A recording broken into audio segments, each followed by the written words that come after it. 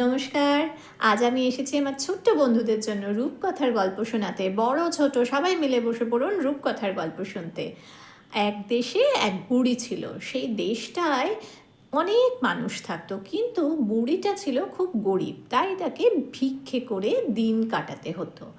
এবার সারাদিন ভিক্ষে করে সে যা পেত তাই দিয়ে সে কি করত, একটু ভাত করতো এবং ভাতে জল ঢেলে রেখে পান্তা হিসেবে পরের দিন সে সেটা খেত। এই করেই তার দিন চলে, তার সবজি কেনার কোনো পয়সা ছিল না। এমন সময় একদিন কি হলো, বুড়ির খুব খিদে পেয়েছে। সারাদিন পরে বাড়িতে এসেছে, খিদে তো পাবেই, বলো। খিদে পেয়েছে, এসে পান্তার হাঁড়িতে দেখলো ওর ভাত নেই, ভাতটা কেউ খেয়ে নিয়ে চলে গেছে। বুড়ির তো খুব দুঃখ হলো যে সারাদিন আমার খিদে পেয়েছে, তারপরে আমি খেতে বসবো, কিছু পেটে পড়েনি, আর আমার ভাতটা কে খেয়ে নিয়ে চলে গেল। কি করবে, দুঃখে সে ঘুমিয়েই পড়লো। আবার পরের দিন গেছে, রাত্রিরে ফিরে এসে আবার পান্তা খেতে গিয়ে দেখে আবার ভাত নেই। কি যেন রোজ বুড়ির পান্তা খেয়ে নিয়ে চলে যায়, বুড়ি কষ্ট করে রান্না করে। সেদিন এরম চলতে চলতে বুড়ি ভীষণ রেগে গেছে। 7 দিন ধরে তো এরকম চলছে। রেগে গিয়ে সে বলল, দাঁড়াও, এ তো মনে হচ্ছে নিশ্চয়ই কোনো চোরের কাজ। তখন সে ভাবলো, আমি গিয়ে রাজামশাইয়ের কাছে নালিশ করব। যেমন ভাবা তেমন কাজ। বুড়ি তো হাতে একটা লাঠি নিয়ে চলল। বুড়ির তো বয়স হয়ে গেছে, সে সোজা হয়ে দাঁড়াতে পারে না, অতটা পথ হাঁটবে, তাই লাঠিটা নিয়ে গেল। এবার রাজামশাইয়ের কাছে যাচ্ছে। বুড়ির বাড়ি থেকে রাজামশাইয়ের বাড়িটা একটু দূরে। হাঁটতে হাঁটতে যাচ্ছে, প্রথমে দেখলো রাস্তায় একটা বেল পড়ে রয়েছে। বেল জানো তো তোমরা, পাকা বেল হয়, সেই বেল গাছতলায় একটা বেল পড়ে রয়েছে। বুড়িকে দেখে বেলটা বলে উঠল, ও বুড়িমা, তুমি কোথায় যাচ্ছ? বুড়িমা তখন বলল, আর বলিস নে বাপু, আমার পান্তাটা কে যেন রোজ চুরি করে খেয়ে নিয়ে যায়, আমি আর যাচ্ছি রাজার কাছে নালিশ করতে। বললো, ও আচ্ছা, এ তো ভারী দুঃখের কথা। ঠিক আছে, তুমি বাবা ফেরার সময় আমাকে তোমার সঙ্গে করে নিয়ে যাও। বুড়ি বলল, আচ্ছা। বুড়ি আবার যাচ্ছে যাচ্ছে যাচ্ছে, একটা পুকুর থেকে একটা শিঙি মাছ উঁকি দিয়ে বলল, ও বুড়িমা, ও বুড়িমা, তুমি কোথায় যাচ্ছ? বুড়িমা বলল, কি বলি ভাই, দুঃখের কথা, আমার ভাতগুলো রোজ খেয়ে চলে যায় কেউ, আমার খুব কষ্ট, খিদে পেয়েছে, অত কথা বলাসনি বাপু। বললো, আচ্ছা, তুমি ফেরার সময় যাচ্ছ কোথায়? তখন বলল যে, দেখেছ, যাচ্ছি রাজার বাড়ি। বললো, আচ্ছা, তুমি যাওয়ার সময় আমাকে কিন্তু তোমার সঙ্গে করে নিয়ে যেও বুড়িমা। বললো, আচ্ছা। বলে বুড়ি আবার এগোতে লাগলো। এগোতে এগোতে এবার খানিকটা যেতেই দেখতে পেল একটা সূঁচ পড়ে রয়েছে রাস্তায়। সূঁচটা বুড়িমাকে দেখেই বলে, ও বুড়ি, ও বুড়ি, তুমি কোথায় চলেছ? বললো, চলেছি আর কোথায়, রাজার বাড়ি। বললো, ঠিক আছে, তুমি যাবার সময় কিন্তু আমাকে সঙ্গে করে নিয়ে যেও, ভুলো না কিন্তু।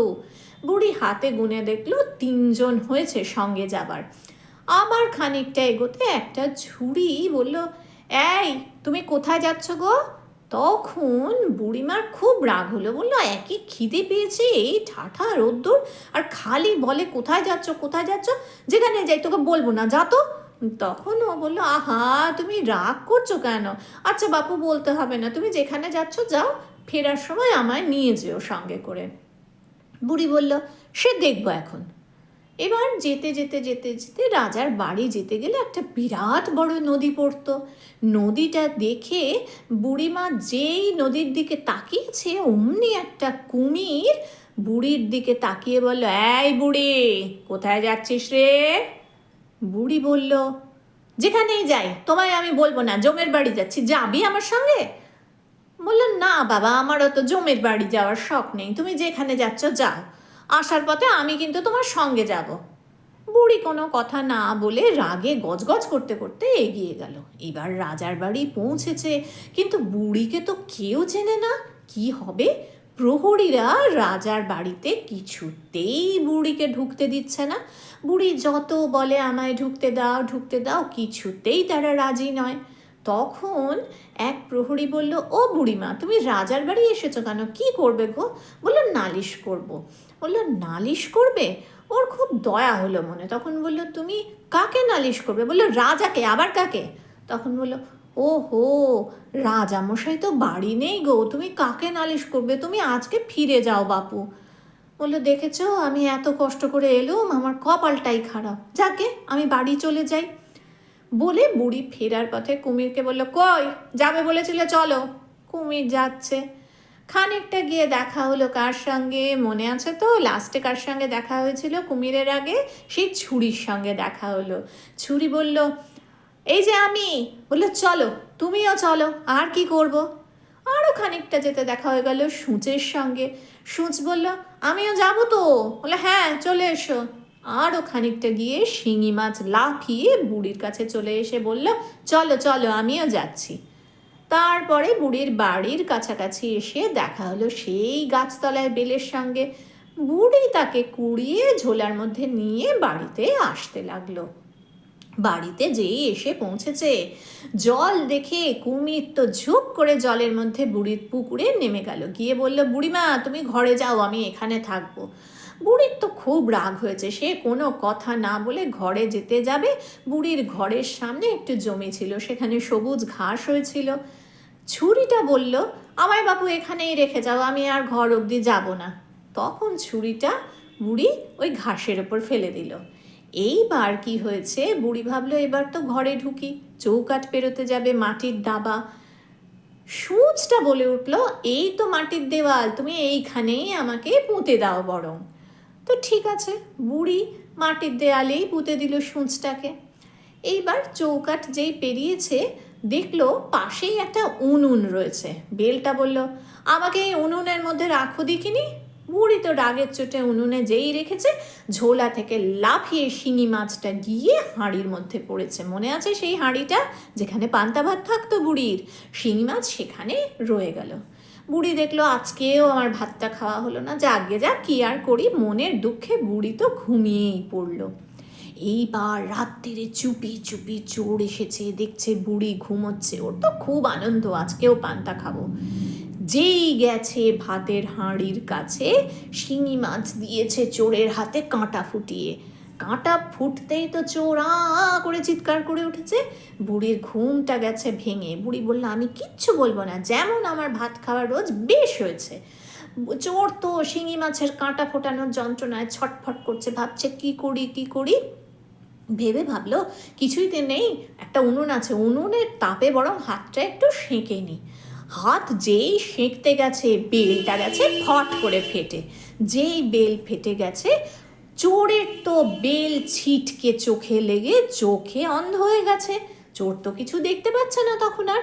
তখন বললো, কি আর হবে, আজকে আমি চলেই যাই, আজ আমার কপালে আর কিছু নেই। বলে চৌকাঠ পেরোতে গেছে, ও তো জানে না ওখানে চৌকাঠ, অন্ধকার রাত্রির বেলা, চৌকাঠে হোঁচট খেয়ে পড়ে হাতে সেই সূঁচ ফুটে গেছে। সূঁচ ফুটে যাওয়ার পর ওর তো খুব লেগেছে, আ করছে। তারপরে বুঝতে পেরেছে যে হাতে সূঁচ ফুটে রক্ত বেরোচ্ছে। হলো, না বাবা, আমার আজকে কপাল খুব খারাপ, আমি দৌড়ে পালাই বাড়িতে। বললে দৌড়ে যেই পালাতে গেছে, কি ছিল ঘাসের ওপর, ছুরি ছিল, মনে আছে তো? সেই ছুরিতে গেল চোরের পা কেটে। চোর কি করে, বলে আমার কপাল এত খারাপ, হাত কাটলো, পা কাটলো, চোখ অন্ধ হয়ে গেল, আমি এবার কি করে বাড়ি যাব, রক্ত বন্ধ হচ্ছে না। বলে পুকুরে গেল পা ধুতে, পা ধুয়ে তাহলে বাড়ি যাই, রক্ত বন্ধ হয়ে যাবে। ও মা, পুকুরে যেই নেমেছে দেখা হয়েছে কুমিরটার সঙ্গে। কুমির এমন চিৎকার করেছে, বুড়ির ঘুম গেছে ভেঙে। তখন বুড়িকে ডেকেছে, যেই বুড়ি এসেছে বলছে, এই দেখো বুড়িমা, তোমার সেই চোর, ওই জন্য তো তোমার বাড়ি আমি এসেছি, চোর ধরবো বলে। তখন বুড়ি চিৎকার করে সবাইকে ডেকেছে, গ্রামের লোককে। গ্রামের লোকেরা সঙ্গে সঙ্গে রাজার বাড়িতে খবর দিয়েছে। তখন রাজার পেয়াদারা এসে সেই চোরকে ধরে নিয়ে গিয়ে রাজার সামনে হাজির করলো। তারপরে বিচার সভা বসলো এবং রাজা চোরকে এমন শাস্তি দিলেন, চোর তো নাক কান মুলে বলল, আমি আর চুরি করব না। কিন্তু বললে কি হবে, রাজামশাই সে তো চোরকে দেবে না ছাড়া, এবার শাস্তি তো তাকে পেতেই হবে। যাই হোক, তারপর থেকে আর কোনোদিন বুড়ির বাড়িতে পান্তা চুরি কিন্তু হতো না। বুড়িও বাঁচলো এবং বুড়িটা সবাইকে এত ভালোবাসতো বলে বুড়িকেও কিন্তু সবাই ভালোবেসে উপকার করলো। তাই তোমরাও সবাইকে ভালোবাসবে, সবাইকে উপকার করবে, তাহলে দেখবে তোমাদেরও সবাই ভালোবাসবে, সবাই উপকার করবে। সবাই ভালো থেকো, সুস্থ থেকো, আনন্দে থেকো, আর প্রত্যেকে অনেক বড় হও। কেমন? আজ আসি বন্ধুরা। এরম গল্প শুনতে চাইলে আবার চলে এসো আর শুনে যাও। আজকের গল্পটার নাম কি বলো তো? পান্তা বুড়ি। কার লেখা? যোগীন্দ্রনাথ সরকার। সকলে ভালো থাকবেন। ধন্যবাদ। নমস্কার।